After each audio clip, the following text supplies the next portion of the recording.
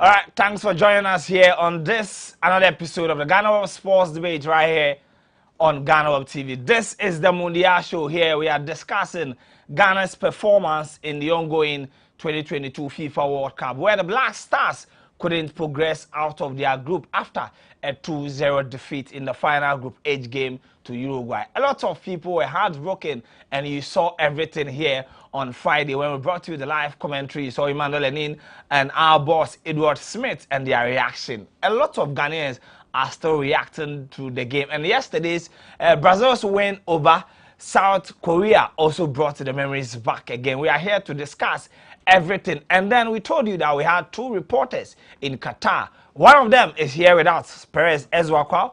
He's going to tell us what happened in Qatar after meeting Sheikh Katani and all the other big names we've been hearing in Ghana. This is GhanaWeb Mundial. We'll go for a quick break. When we come back, we'll continue the discussion.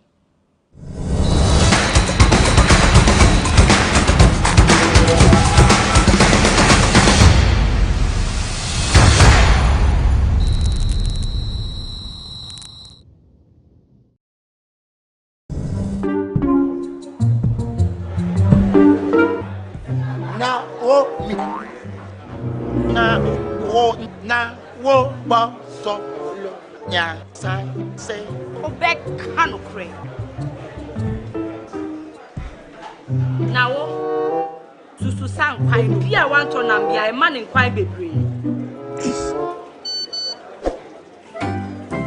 Mommy, you basically see about Kotoso. No, Mammy, I cook on Sam. Pepoga, send me sick from Lemonade Finance and let me £10. Lemonade Finance. Say they're sending money back home from UK, Canada, and now US. I accepted a instant charges. Exchange waiting in so dear. Unbeatable. Resume promo code no Dr. Likey. Nenya £10, $10, and now $10 Canadian. What first transaction? What they send this car of you know? Dial to Lemon and Finance.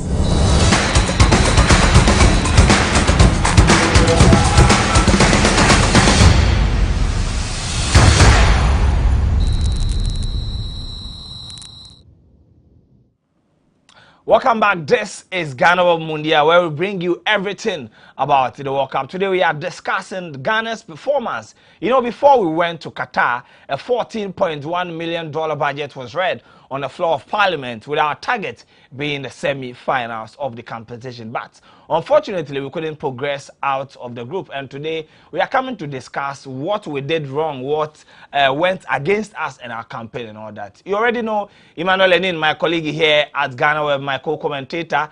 We've started this Mundial together. Ima, how are you feeling? On Friday, I didn't want you to really talk about the game because you were a bit emotional. Are you okay now? I think the dust has settled, so I think we can do the post-mortem well and get into what went wrong and what we did right and all that. So yeah, I was really disappointed on Friday. So for now, I think everything is calm. So we can talk well. I was really heartbroken in two things, you know. So what were the investment didn't go well, and the investment in the players. Investment in the players. Why are you a stakeholder in Ghana? I invested my emotions in the Black Stars players, and it didn't go well. And I also did an investment somewhere. It's all good. It's all good. Yeah. All right, and then we have the latest Sheikh here at GhanaWeb. Sheikh Perez Ezwakwa. He was in Qatar, Doha. He saw everything firsthand. Everything was given to us on TV, but Perez saw everything that the camera didn't show us. Perez, good morning, and thanks for landing in Ghana. So scale was out of the latest Sheikh in Ghana. Why? How you doing, Perez? Charlie. So I'm a neo. So I think it's Tuesday. I mean, so I'm Tuesday could do. Normally we hear from you guys on TV and you keep doing the work. They there at that Roma, and you go for that Roma. From where you from? I say, and I be drew. I be drew. I say, I didn't bet you was your fault. So actually, it's. I think it was a great experience, especially for me, for someone covering my first tournament, and it wasn't just an AFCON, it was a World Cup. It was a big learning curve. Luckily for me, I had someone who was more experienced, Daniel Udu, around to lead me. I think there were a whole lot of things that, had he not been around, I would have struggled. So it's a great learning curve and a great experience that I feel maybe we all need to have it. But Charlie, the World Cup, it's one thing watching it on TV, it's another thing watching it in the stadium. It's a whole different thing. But all in all, I think it was a learning experience for me.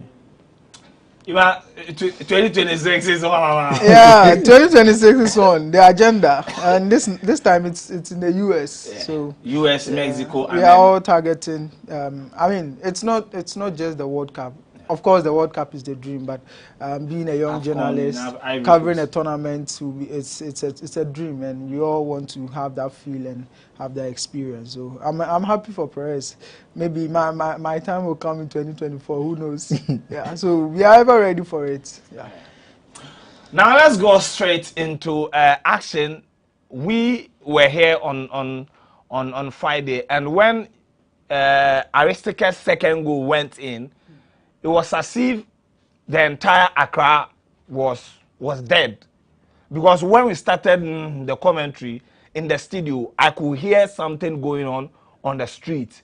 But after the second goal, it was like there was no movement, like total blackout. In our office, those who were watching, like it was as if all the cars had been parked. There was nothing moving. You were at the stadium. How was the feeling like when the second goal went in, and after, I think 10 minutes after Andre had missed the penalty? I think even when you limit it to the second goal, then you're even going far. After Andre missed the penalty, Ghana died. From both the supporters and the players, they all died. And we never got back. We never resurrected. We slammed, we went down, our form took a nosedive, and we never got back. And I think that was the thing. The Uruguayans discovered their form. I think it was a mental game, and once that Andre penalty was saved by the keeper, Ghana never recovered. And so from the stadium, for instance, I was sitting on a row with two Ghanaians, and most behind us were a number of Uruguayans. And when we had a penalty, Charlie, come and see me and the guy. We're just moving up and down, making a whole lot of noise and things. And Charlie, Jama, I mean, when you are, and that's one of the things, when you are watching the Black Stars in a tournament, you are not a journalist. In those moments, you are a supporter. You are a fan. And I couldn't just hold back. I was just happy that we've gotten a penalty and we're going to get Charlie. I was just taunting the Uruguayans. They were angry. You could see on their faces that they were angry at what we were doing. But Charlie, I don't care. Then he went, poor kick, saved by the guy. Then they also rose. They also started their noise. Then they got their 2 goals, and Charlie, we died. I think it was a terrible experience, especially after the second goal. The second ball went through. We just sat there, and we now had to wait till we saw the scoreline of the South Korean game. That's what gave us a bit of confidence, and we also started chanting back to them that that's what we're doing in the stadium. So I'm sure there is a viral video of one guy who was saying we are all going home. Yeah. The guy and I were sitting. We started the whole thing. We were saying we are all going home, and the guys were angry because a lot of them were just above us, and we were just sitting on a row in front of them. And Charlie, it wasn't surprising for me. The defeat wasn't surprising, but again, you look at what was at stake, and I think the Black Stars could have done better. But again, I predicted here that we're not going to go beyond the group stages, and that's not because the team was not good enough, but the team lacked certain things that you need to win tournaments. We went into the tournament, and until the first game, we didn't know who our defense line was. We didn't know. In all the 3 games that we played with different defensive lines. In the first game, we had Amate, Salisu, and the fullbacks, Juku and Ali Duseidu and Babaraman. In the second game, we had Ali Seidu, Gideon Mensah, Jiku and Tariq and Salisu and Amate. And Baba, in the third game, we had Baba, Salisu, Alidu, and you don't go into a tournament with this kind of record. The basic at worst case, before you go into a tournament, at worst, your defense line must be assured. You must know who your fullbacks are, who your centre backs are, and at worst, your midfield duo should have played a number of games together, because you see, for the front line, you can change.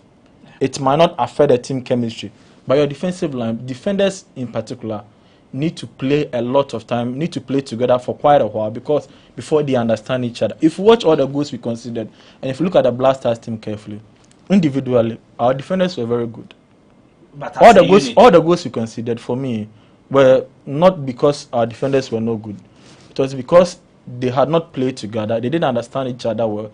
The telepathy wasn't there. The chemistry wasn't there. So Amate will defend nicely, but there are certain balls that he expects certain movements from Salisu, and Salisu might not give him that movement. There are certain balls that you expect maybe Baba Rahman to make that he might not. So the problem was not a player's problem.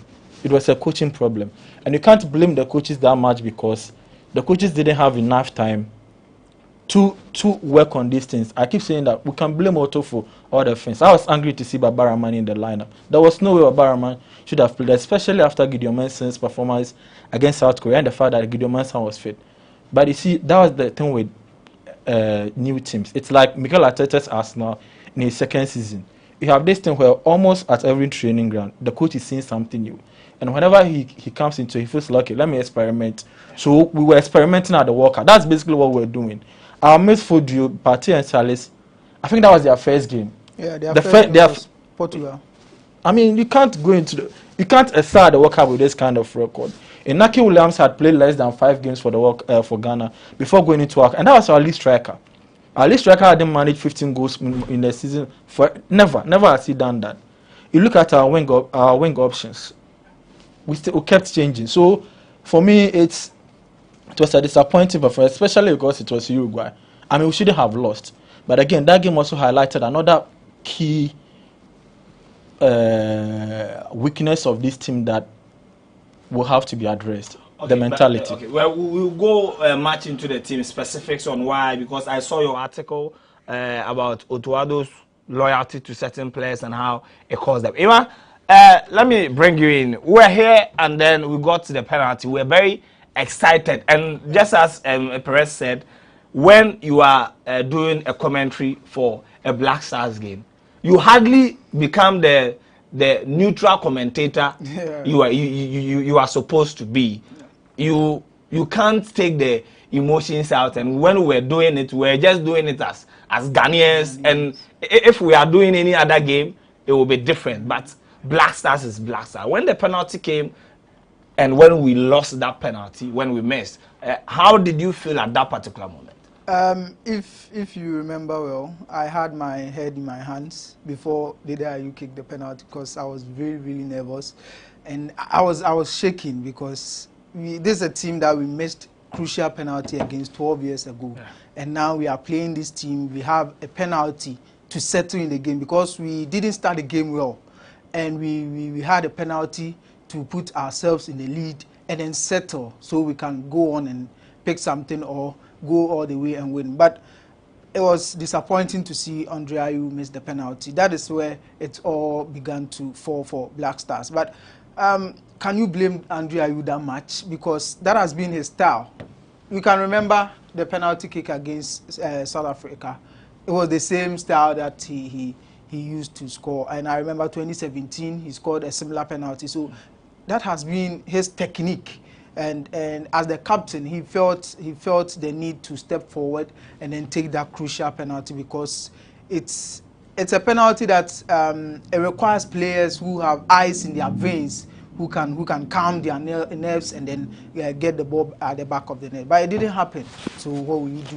It was disappointing to watch for me as a Ghanaian. And I was really, really sad on set that day.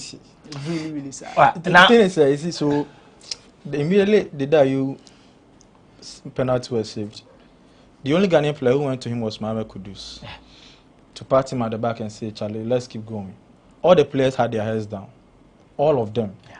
Then even on the bench, Danlad was the only one who stepped back, came to the technical area and started cheering and telling the guys, okay, let's keep going. But all the players, all of them were dead. And they never, ever recovered. They never. Yeah, that's the mentality. But I think the players also trusted the Dayu too much, because how they lined up at the edge of the box, they knew the Dayu was going to bury the penalty. And you see, it's similar to what happened in the Club World Cup when Chelsea won that penalty late in the game, and then all the Chelsea players were in the box guarding Kai Havertz, who was eventually going to take the penalty. Yeah. Kai Havertz came, and then it was. Yes, the case. The day you had the ball. Yeah, he had the ball throughout. Yeah. And we saw the Uruguayans trying to frustrate him and get into his head and all that. But I am talking about when he was about to take the penalty, because the goalkeeper parried the ball. Yeah. At least a rebound could have been better. But our players were relaxed, too sure that he would score. Andrea was going to score. So I think again, that also brings to the question the mentality aspect. Nothing is guaranteed in football. Yeah. The fact that Dede is the leader, the fact that Dede had played a number, and I think up until that he has scored, I think, over 20 penalties. Yes. So yes, there was. He had never missed. So there was this confidence that he was going to score. Yeah. But the stage, what the match meant was different. If you watched, I don't know if it came, but the Uruguayans started playing on the minds of the Black Stars right when the referee signaled that he was going to the VAR. And I'm sure they got into the Dade's mind. I think that's what happened, because you look at his walk up to the penalty, how he even took it, and he didn't even look confident. Yeah, and the Uruguayans were. Luis Suarez, for instance, he was everywhere. Suarez and Nunes, they were nuisance to our boys, and our boys just couldn't cope with the psychological game the Uruguayans were playing. And I think that's what got to the dive. And Charlie, it's really disappointing. I think it was disappointing for all of us. It was a holiday, and me personally, I had made arrangements with my boys that we were going to chill. Are you showing the boys? Yeah, but after the game, I even forgot that we had made plans. It was after I got home, and then I remembered that like we planned. Then it started raining.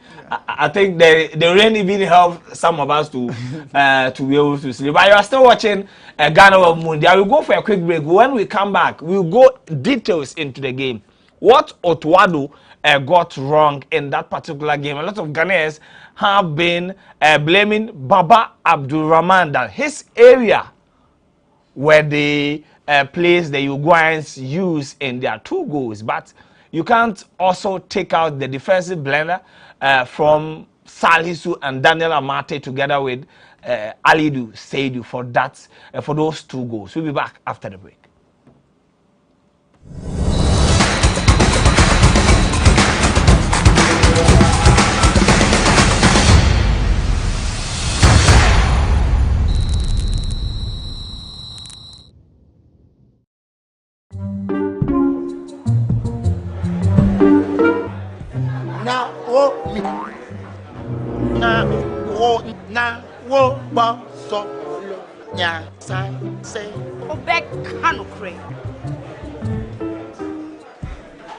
Now, to sang quite be a want to be a man in quite be brave.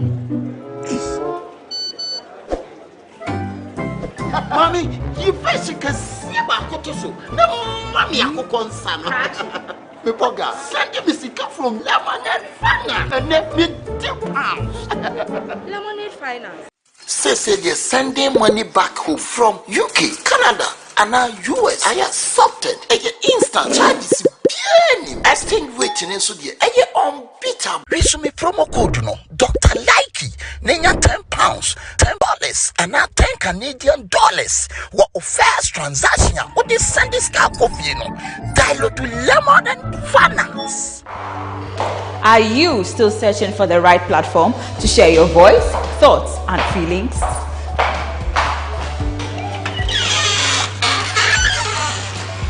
then the GhanaWeb Reporter on the GhanaWeb app is the perfect app for you. It is Ghana's only citizen journalism and infotainment platform. Wherever you are, whatever you are doing, GhanaWeb Reporter links you up to the world. The Reporter also gives you the opportunity to blog or become a citizen journalist, so you share stories with the rest of the world about cities, music genres, pop culture, tech, politics, etc. Download the GhanaWeb app from the Google Play Store or App Store on your smartphone and open it. Tap on the member button at the bottom of your screen and follow the easy steps to register with your phone number or email, and you are ready to become a reporter. GhanaWeb Reporter, democratizing journalism and empowering content creators.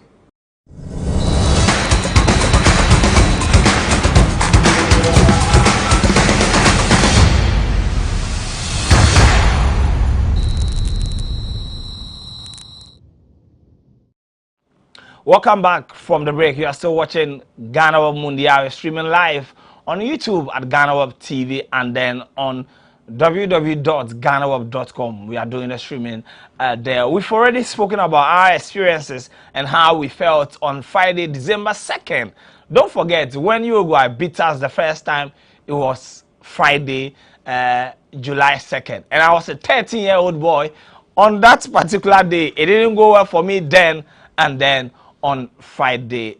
Ima, let's go into details before I come to Perez. Before we started the game, we started raising certain questions about our team. What did Otuado got wrong on that particular day? If you remember, I was talking about Otuado and the targets of reaching the semi-finals, and I pinpointed that if this team is going to go far and achieve the target of reaching the semi-finals, one, it will depend on the quality Otuado will name for the tournament. Two, it will be Otuado's selection. Yeah. And then three, it will be confidence. Now, for the first one being quality, I think to some extent he had his squad okay. It was an okay squad with good quality. But what caused the early exit is his selection, and Perez made mention of it. I mean, playing 5 back against Portugal, you play 4 back against South Korea with different personnel. So it means that Otuado wasn't certain with his selection, and it's affected the team. Now, I find it difficult to understand how he drafted Baba Rahman back in the team against Uruguay. Now, if you look at the Uruguay game, it's a game that we needed a win or a draw. Yeah.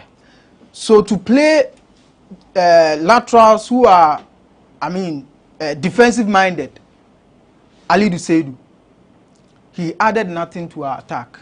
As compared to Tariq Lamptey, what Tariq Lamptey did against South Korea, he offered our fullbacks outlets on the wings, because even though we didn't play with direct wingers who could threaten the Koreans' laterals, we had Tariq Lamptey who pushed forward and then was also threatening on the flanks. So if you play Ali Duseidu, it means that you are going to defend, and your only focus of attack will be on Baba Rahman. And we know Baba Rahman's recovery is really poor. So if you give him that duty, he can't carry the duty or he can't execute it. Gideon Mensah did that job to perfection against South Korea, and he even set the winning goal. So for a player to have that kind of performance, and all of a sudden you drop him for Baba Rahman, that was the first thing that led to the defeat. And then you talk about the penalty. Now the second thing is, I was talking about our defensive shape. We lose concentration easily. Yeah. The organization is very poor. You don't see who is the leader between Amati and then Mohamed Salisu, who is organizing the defense. It seems everybody is doing what he likes.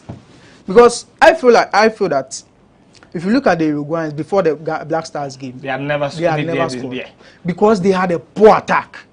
If you play Darwin Núñez and Luis Suarez, they don't really operate directly. They want to be on the flank. So anytime the Uruguayans build up and they reach the final third, they find it difficult to locate Darwin Núñez and then Luis Suarez because they are always on the wide areas. So it's difficult to score. To play against such a side, it's not too difficult to defend against these sides. But to see Baba Rahman leave that vacuum of space for DRS Keita to send in crosses for Luis Suarez. I mean, it was, our defenders were all over the place. And that's where we lost the game. That's another one. Then 2 was our midfielders. We played against Uruguayan side who are not good on the ball. But we were not even good to swing 5 passes together. Having a distributor like Thomas Partey, he is the best distributor we have in our team. He couldn't distribute anything on and Sunday. Right from the start of the game, he was giving away balls easily. And if you look at the goals Black Stars conceded throughout the tournament, we are always caught on the counter. Yeah. In transition, we lose possession and then we get punished because our defense are not well organized. And if you talk about all these things, then it comes back to being a new team. What more can you demand from them? It's a new team, so let's see if we get a good coach. For me, Otuado is not good enough. Oh, I've said it quite a number of times. Otuado is not good enough. It's not good enough to lead our team, and he makes us feel like he's doing us a favor. As a favor. How can you go to a presser and tell us, oh, Dortmund didn't want to release you, the FA? It's not like you're a top-notch coach. You see, I was shocked that for a development coach to get an opportunity to lead a country to the World Cup. Then you come and tell us that the transition job you are. It's more important than being in the World Cup. Let's not get emotional about this. No, we are not getting emotional. We cannot. He makes us feel like he is doing us a favor. You see, I get that bit, and I feel there were a number of times I felt quite disrespected by a lot of the things. Yeah. Very condescending and very as if it's like we can't question him. He's big. Actually, he's not rich. Yes. But the truth is that if I have a job at Dortmund and give me this Black Stars job, I won't take it. As a coach? Yes. So he shouldn't. No, you see, there's one thing you have to consider, especially in Otuado's case. He has his family settled in Germany. Yeah. That's one of the things. Now, if he is to come and coach Ghana, it means moving the family down here, or having to juggle between Ghana and Germany. 2, there's no job security with the Black Stars. Yeah, the Black Stars you see, I understand you. If you guys don't know, that's actually the very reason why he declined being a permanent assistant to Milovan. That's the main reason why he declined being a full-time assistant to. But I understand you. We understand that as a head coach. Hey, imagine how Otuado's CV would have been if he had qualified out of the group. You see, he has a clear path to success. Yeah. At Dortmund. That's one of the things you guys haven't realized. We understand him perfectly. But you don't come and tell us that the transitional coach job it's important to Dortmund, and the FA had to convince Dortmund. But that's the truth. No, we don't need it. You are done with us. Tell us on the day we've lost. We don't need it. But he was asked the question. No, we don't need it. See, just tell us you are done. You signed for a short period. Yes, you are done. So you are going back to Dortmund and all that. But you don't tell us that the job is that and this. No, you don't make us feel like you are a grade A coach and you did us a favor by coaching Black Stars without doing enough. You didn't do enough for us. We need a coach who will be certain with the players, a permanent coach. If not the standard of Pep Guardiola's and then the Jose Mourinho's, at least we need a coach who will be certain that he will be in charge for the next 2 years. This is his team. Okay, you mentioned Baba Rahman and his errors. You said Ali Seidu didn't really contribute to our attack, but many think that we are over criticizing Baba Rahman because it's a fact that he couldn't recover on time for those 2 balls. But equally, Amate Ali Seidu had a good opportunity to prevent those two goals. How the two of them missed the first cross up to now, I don't understand. Where Ali Seidu was going, that he left his marker in the 18-yard box for the second goal. That one too is a mystery. So why are we not concentrating? Because we've all been made to understand that defensively he's a superb player, but attacking wise he's a bit average. But in that game against Uruguay, his defensive vulnerabilities was glaring for all to see. But we are not talking about it. I talked about our players' defensive organization. Ali Seidu, for instance, his huge problem is, being caught out of position. His positioning, he's always not aware of who is around him. His positional awareness is really poor. Then you talk about Daniel Amate. I find it difficult to understand why he always loses his head within some split seconds. A player that plays in the Premier League for Leicester City. If you look at Ali Seidu and Daniel Amate, their position is really, really, really poor. And Ali Seidu is that kind of player who always want to tack in, join the centre backs, form the solidity at the back line, always leaving his marker unmarked. So yes, you have to blame Baba Rahman because the goal comes from his end. But well, we suffer the goals because our defensive organization is poor. Because it's in transition. So when we are transitioning, Baba Rahman is in possession. We always try to move forward. So when we are caught up in transition, how we organize ourselves to defend, that's the problem, because we lack a leader at the back who is organizing the defense.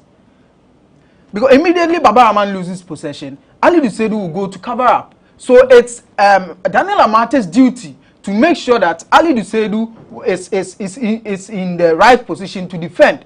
Okay. Because he is also going to cover up for Salisu to make sure that gap between him and Salisu is close, covering up that area. So it's about who is managing our defensive organization. So I think Baba Rahman, we have to blame him, yes, but the back line, our organizations were very, very, very poor. Perez, what went wrong in terms of tactics, in terms of mentality? Because that has never been in that for many African countries. In '86, it happened to Morocco. In '90, that's the Atlas Lions. In '98, it happened to Nigeria. 2002, Senegal. It happened to us again and again. I think the first one for me was the mentality aspect of it, and I said it's in two things. It was either our players did not get the significance of the game, or they were overwhelmed by the significance of the game. The Uruguayans, on the other hand, knew perfectly what the game meant. Aside the fact that if they won and there was a favorable result between Portugal and South Korea, they were going through. They knew they were playing against Africa. So that's why right after their game against Portugal, Suarez was the first person to speak. He fired the first shot that they were going to beat Ghana. Then if you check their previous game, the press conference, he wasn't the one who spoke. Yeah. But they brought him. And when he came, he said some very, very things that we consider to be true, but things that on a normal day you think that a player would be quite diplomatic about and not say some of the things. Because he basically said, well, blame Asamoah Gyan. And so if you have any issue, deal with Asamoah Gyan. On our part, our coaches were like, oh, it's a normal game. There's nothing normal between, it's like Ghana, Nigeria, Arsenal, Tottenham, Manchester United, Liverpool. There's nothing normal about it. From the moment we went out of the 2010 World Cup, everything that any Ghana Uruguay game, be it under 12, under 6, under babies, it's not normal. Yeah. And our players, for me, and Otuado in his press conference didn't seem like someone who understood what it was about. So how even the mental aspect with which we are, the mentality with which we approach the game, we got it wrong. And then in the game itself, the penalty happened, and that for me was the final straw. Once the penalty incident happened, and I said, like I said earlier, I was in the stadium. The moment it happened, all our players had their heads down, and we heard that in the dressing room during halftime, there were confrontations between some players and Dede because of what happened. You know, so we lost the game even before it started because Guy never has something that we always says that sometimes you don't need very good players. You need players with a mission or players with a mindset. And when players are pumped up, when players have a focus, when a team feels that, okay, we are going to win this game, not because of the point, but because of that. For instance, you watch the Brazilians before South Korea, and their build-up was about Pele. Pele being sick, Pele being that. They wanted to do it for Pele. So they walk into the game, let's do this for Pele. And this morning, we are reading articles where almost all their goals are comparable to some of the goals that Brazil scored in the 1974 World Cup. Okay. It tells you about how crucial, how important the mental strength of a team is in such games. And the Black Stars didn't get it. Again, because we lack the leaders who will get man up and drag the team when they are down. The moment we went down against, after the Darius penalty miss, we never got back. The Darius can clap and do all the things that he does. By the end of the day, you'll be judged by your performance. Even him, after missing that penalty, he was dead for 10 minutes. You know, so and we considered within those 10 minutes that our leader was down. We considered 6 minutes after. And if the moment we missed the penalty, Suarez celebrated. Suarez was like, guys, let's go. Because they knew that they've gotten us into a corner. And if the box us hard, they're going to get it. And once they got that second goal, if you look at all our goals in the tournament, against Portugal, we consider I think within 5 minutes. Against Portugal, we considered 3 goals in 15 minutes. If you limit it down, 2 in 2 minutes. In 2 minutes. Against South Korea, I think 5 minutes. In 5 minutes. Now, what does it tell? It tells you about a team that's mentally fragile. Yeah. It means that once you get down, it's difficult for us to get up. And again, even Osman Bukhari's, stupid celebration in that game against Portugal typifies what the mental focus of our players. So mentally, we lost it. The second one for me was the tactics. What were we even playing? Like seriously. What was the plan? To defend and make sure we work out with a draw, or to attack and make sure we score? I couldn't figure out exactly what we're trying to do. Even if the idea was to defend, the positioning of our players on the pitch didn't look like a team that was set to defend. And we didn't look like a team that has been set up to attack either. So what exactly were we doing? What was the plan? What was the approach? What did Otuado work on in training? That's one of the things that went again. The Uruguayans, on the other hand, they had a plan. Yeah. Got the ball to Nunes and Suarez. That was the plan. And even this guy, Estupinan. No, what was the guy's name? The one. Facundo Pellicer. Yeah, Facundo, the one who operated where Babaraman. I think he created all the. He was constantly. Facundo Pellicer. He's really fast. So that was the plan. If you watch that game, you realize, especially in the first half, Rodrigo Bentancur, who started, played a little bit deeper than he normally does, because he knows that they knew that if they tried to play through the middle, we had Partey and Salis, who are Salis in particular knows how to distract, knows how to destroy attacks, knows how to nick in at the right time and get the ball. So they were not doing. What they do was to go for the flanks, which brings us to the next question: our lineup on the day. Otuado. Charlie, there is an unwritten rule in football. You don't change winning team. Yeah. And especially for a team that and England's coach Gareth Southgate is doing that after his abysmal performance against the US. He changed in the final game and he has stick to that particular lineup. So why? So then, again, for us, the places where he changed were positions that made the difference for us against South Korea. Yeah. And the persons that he brought in, I kind of agree with that a little bit, because I thought, one, in terms of height, Tariq was minus, especially going up against a player like Darwin Núñez. Yeah. And this guy, who even though he's shorter, is taller than. Yeah. Again, I understood him because we were going to, a draw will be enough to send us through. So bringing a defender who defensively is shrewd, but offensively doesn't offer you much. So at least he can keep them at bay. So I understood that bit. But the Babaraman side, Charlie Mentasi. Like, it's difficult. I've sat down, thought about the game, watched the game again, tried to figure out the tactical reason that went into starting Babaraman on the day.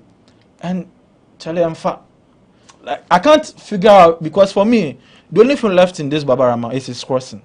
Yeah. And even on that day, is it only me? He lost a number of balls in good positions. Is it only me who think that? And sometimes when I watch the second half, I think I'm vindicated that the decision of the coach not to play the direct wingers we had in the team, that is Bukari and Suleiman. You see, that's also another question of who does he trust? And that's the thing that brings me to the earlier point I made. A new team. Yeah. This team, if he played like 4 or 5 games, he would have tried them enough. Because people can do things in training. Yeah. But on the field of play, it's different. But you see, when you have the enough time to try all of the things in a friendly match, it gives you an idea of how the team or the certain player will perform when you move him from what he does at training to what he should be doing on the field. So, Osman Bukari, for instance, we know he has pace. We know he can run with the ball. But again, when the stakes are high, can you trust him to do it? Maybe the coach didn't. Personally, between Osman Bukari and Jordan, in that situation, I'll always go for Jordan. Because Jordan is mentally built, has consistently shown that when it comes to dealing with issues of this nature or matches of this nature, he's cut for these things. So you might get into the reason. But the Babaraman side, because you see, when Gideon Mensah played well, and there is this conspiracy theory that Babaraman gets into the team because of his association with certain people within the FA. But when you keep exposing a player like the way they are doing, you are not helping him. And if I were Babaraman, if I were him, I think it's time he takes a break from the national team. Just because, you see, the slightest bit of error from him will be highlighted. And whether we like it or not, he's a player. It gets into him. And you feel like he's carrying some burden. He's out there, he wants to impress. But and we keep exposing him. And once you're not helping the player, put him out of the limelight, let him go through at Reading. He's a good player. I still think that there is some good player in him. Allow it, but don't keep exposing him. We are not doing him any good.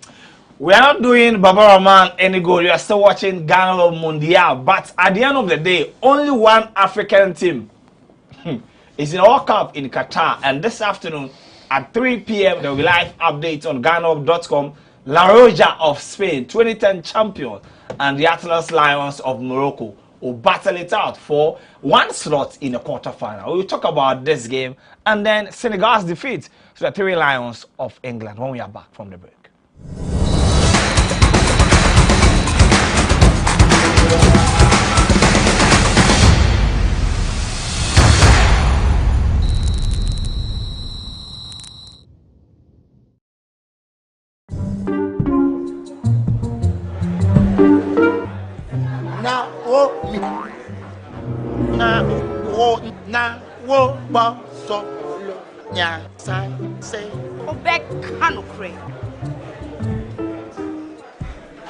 Now, to sang quite dear one to Nambia, a man in quite baby.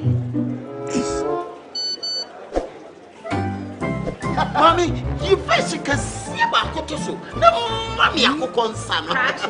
Pepoga, send me Sika from Lemonade Finance and let me £10. Lemonade Finance. Say they're sending money back home from UK, Canada, and now US. I accepted a instant charges. Exchange waiting in Sudia. Unbeatable. Resume promo code no Dr. Likey. Nenya £10, $10, and now $10 Canadian.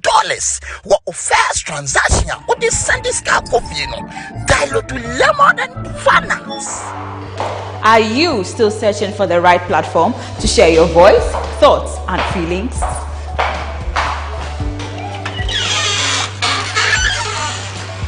Then the GhanaWeb Reporter on the GhanaWeb app is the perfect app for you. It is Ghana's only citizen journalism and infotainment platform.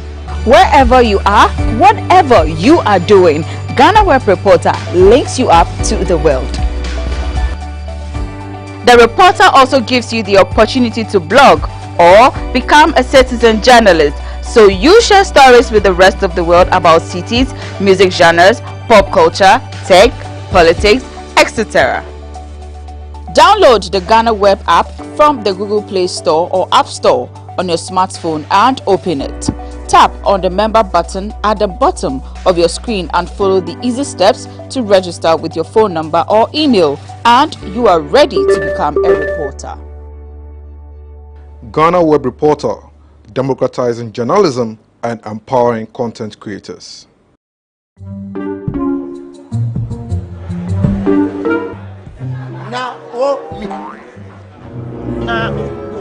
Na wo ba so nya sai say Obek Hanukre. Now, Susu Sang Pine, Pia Wanton, be a man in quite bebre. Mommy, you face can see about Kotoso. No, Mammy, I cook on Sam. Pepoga, send me sick from Lemonade Finance and let me £2. Lemonade Finance. Say they're sending money back home from UK, Canada, and now US. I accepted a instant charges. Exchange waiting so the unbeatable. Resume promo code no Dr. Likey. Nenya £10, $10, and now $10 What first transaction? What this send this car coffee no? Dial to Lemon and Finance.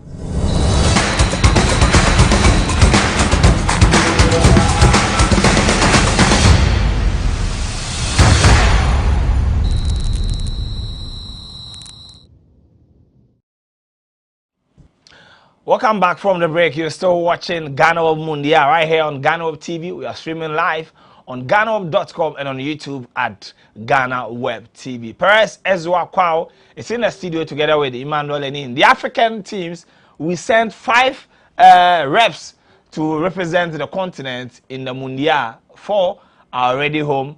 And then Senegal, I was rooting for them to at least put up a good fight, but they couldn't, and then they were beaten by the 3 Lions. Quick one, and then we go into today's game with Morocco. Relax more. Hey, relax more. Oh, security man. Chelsea sent Senegal out of the tournament. Koulibaly combined with Mendy. the two Chelsea players. But you see, of all the goals, the 3rd goal, I think Bukayo was smart. The Hurricanes goal, maybe he didn't get the position where Hurricane, but the 1st goal.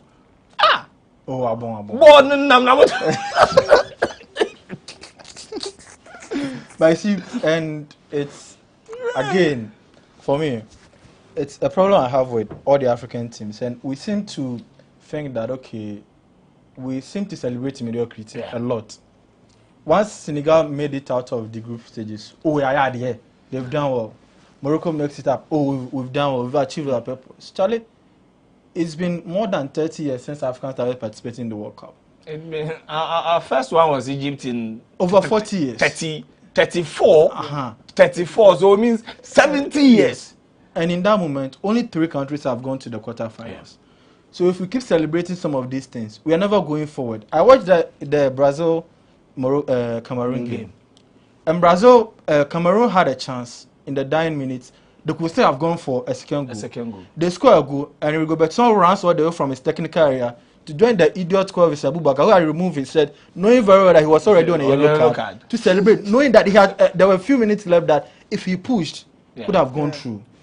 Samuel Eto'o was also celebrating the director's box. Who does that? If you think a South American team would do this, or an European side would do that. Look at it, Ghana, at Izigi. You are 2 goals down. There were about 10 minutes of normal time plus maybe a minimum of 5 minutes of injury time to be played. The guy was delaying the ball. So at that time, they've been told that South Korea have taken the lead. The guy was delaying. Akofata, no people name fresh boy. Nah, then. The coaches were telling him, no. Your man said, oh, umbo. I mean, like, how?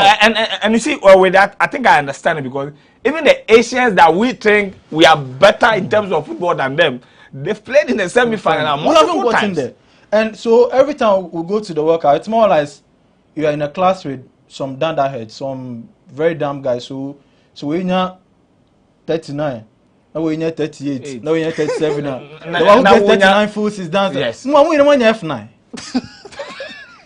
That's the problem. So we make it to the knockout stage. Oh, we've done well. We've achieved our purpose. No. And I understand with you because if you trace and even how the African countries who make it to the quarterfinals, how they lose. Because if you check 1990, Cameroon was leading England aside 86 minutes.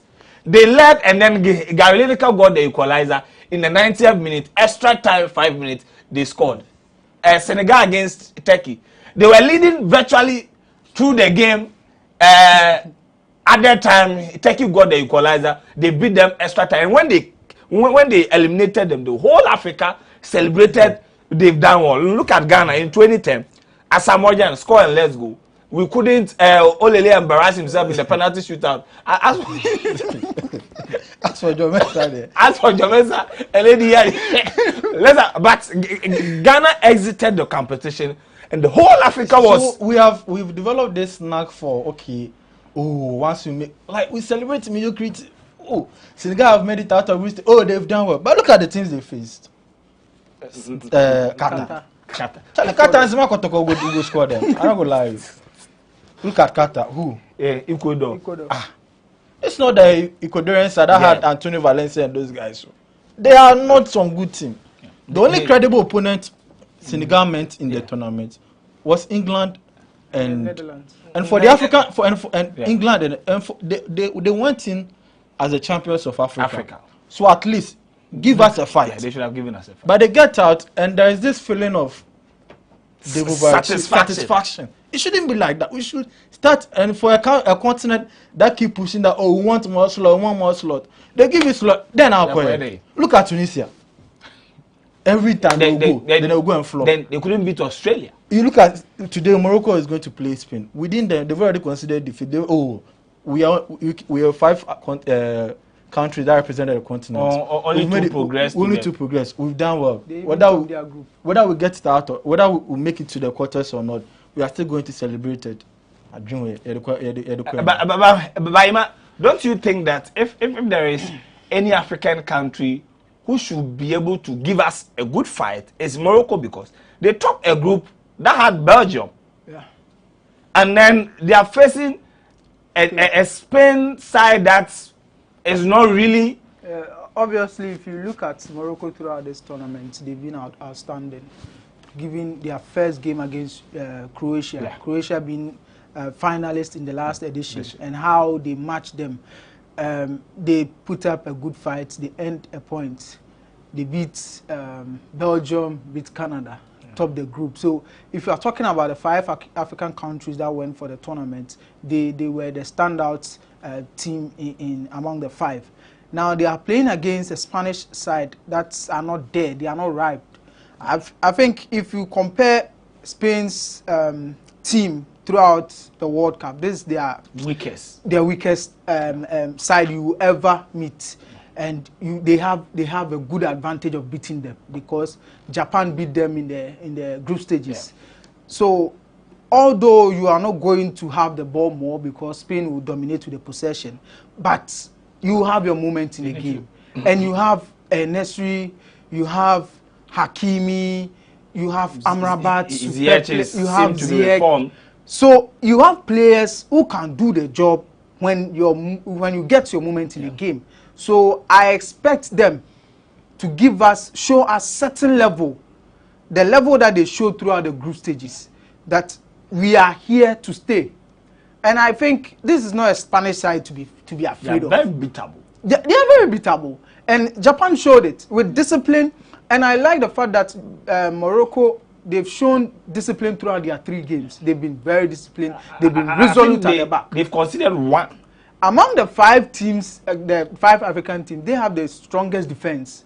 Jassim Bonu is a top goalkeeper. A defense led by Saiz. They have Aguerd there. Yeah. They have Hakimi.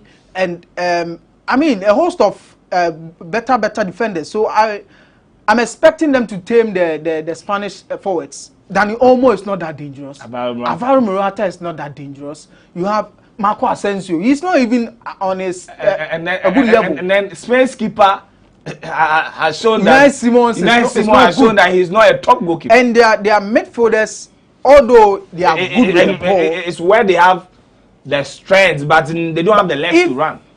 Yes, they are not athletic. So if you have Amrabat, who is a destroyer, a very good defender, with Amala,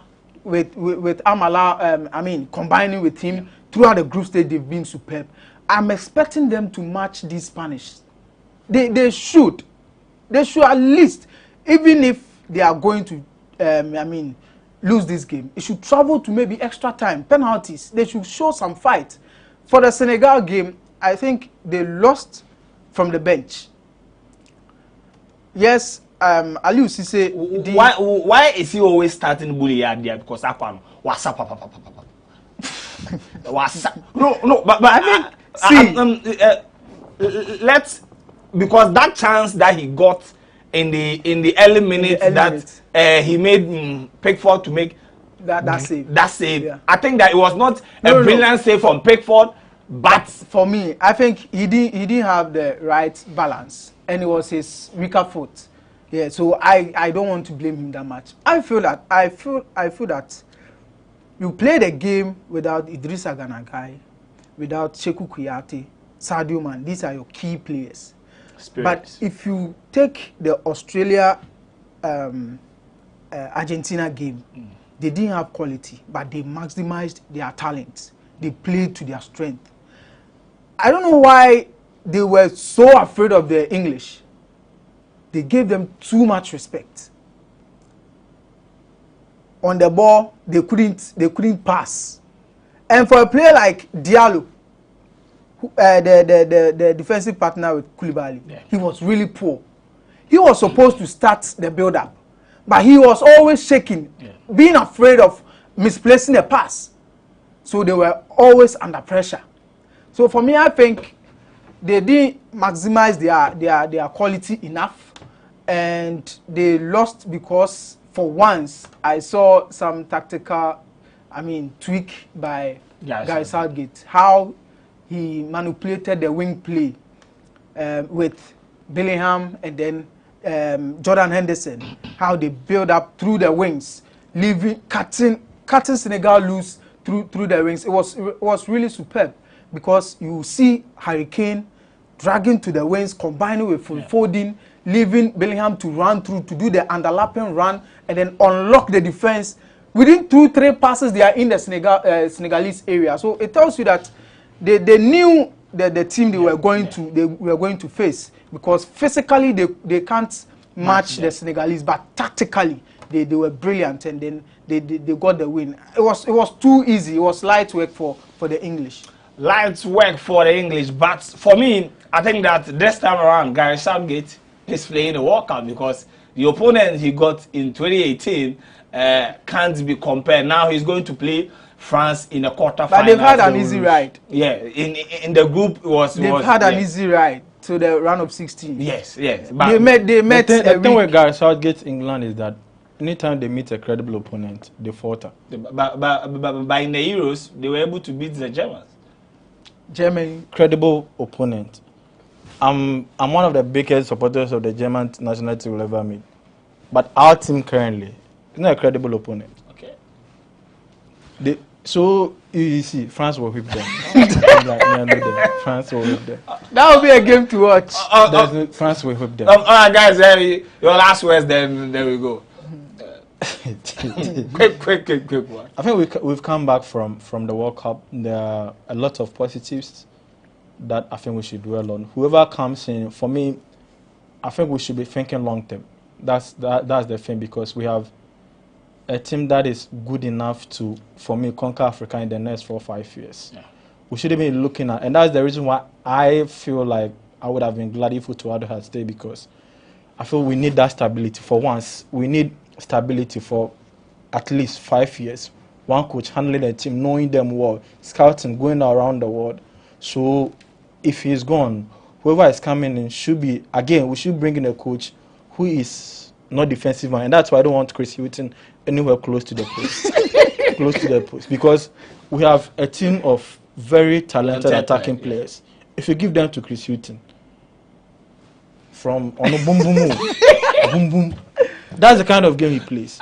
We need a player, we need a coach who knows how to play attacking football, who will play to the strength of the attacking talents we have. Don't go and look for some Babylon.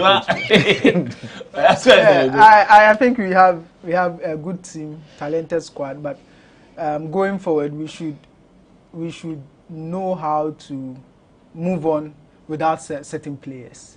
I mean, this World Cup has shown that certain players needs to say their goodbye to the team. I mean, it's obvious because we have players who can offer more. If you want to talk to me direct. No, go see, to the corner. we have Which players, because your final words, which players are you saying that we should say bye-bye to them? I feel that players like Jordan Ayew, Dede Ayew, Baba Rahman, Thomas Partey, they should excuse us a bit, because we have squad players who are dedicated. If you check the commitment level of these players and compare them to the rest, if you give Daniel Kofi the chance to play 5 minutes, look at the seriousness he plays with compared to Thomas Partey, 75 minutes of play. I mean, you heard from now he has explained why he was very emotional throughout the commentary on Friday. He lost 2 investments. And then well, finally we have our sheikh from Qatar. Maybe on Friday we will sit down and then get to the episode in Qatar. What happened bit by bit, how expensive the city is, what their observations and all that, and what we can learn as Ghanaians, as we are trying to develop our country, Ghana Beyond Aid.